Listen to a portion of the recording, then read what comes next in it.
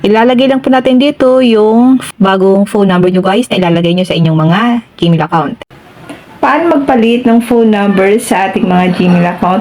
Kung hindi na po active yung mga phone number na nakalagay sa ating mga Gmail account, mas maganda po na i-delete na lang po natin ito at palitan po natin ito guys ng active. Para once na hindi po natin ma-open ang ating mga Gmail account ay ma-recover po agad natin ng ating Gmail. Buksan lang po natin ang ating Google. Click Profile. Click Google Account. Click Personal Info. Then, scroll down natin guys.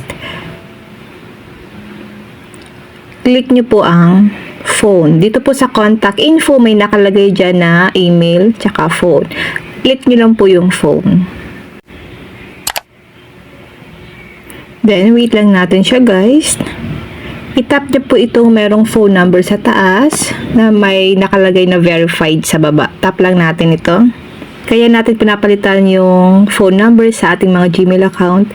Kapag yung phone number po na nakasave sa inyong Gmail ay hindi na siya active, palitan nyo na po para once na hindi nyo po ma-open ang inyong mga Gmail account or ang inyong Google ay ma-recover nyo po ito.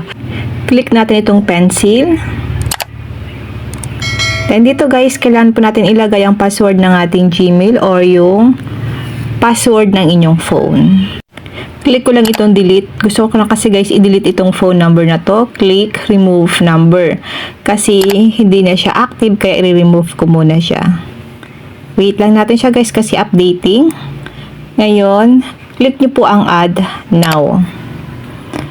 Ilalagay lang po natin dito yung phone number na bago or yung bagong phone number nyo guys na ilalagay nyo sa inyong mga Gmail account.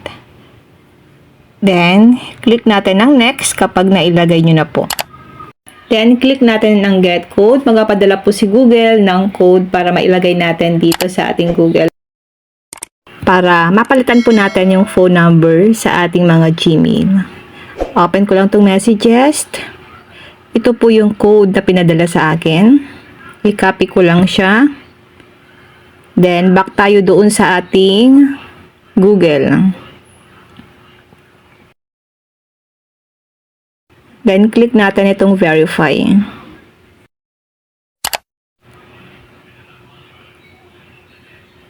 Ayan guys, kapag ganyan po, tap ulit natin yung add now. Then, piliin po natin itong bagong number na ilalagay natin. Or tap natin itong add now. Ito na po yung bagong phone number na inilagay natin dito sa ating mga Google account. Yan lang guys, sana po may natutunan kayo sa aking video. Thank you for watching.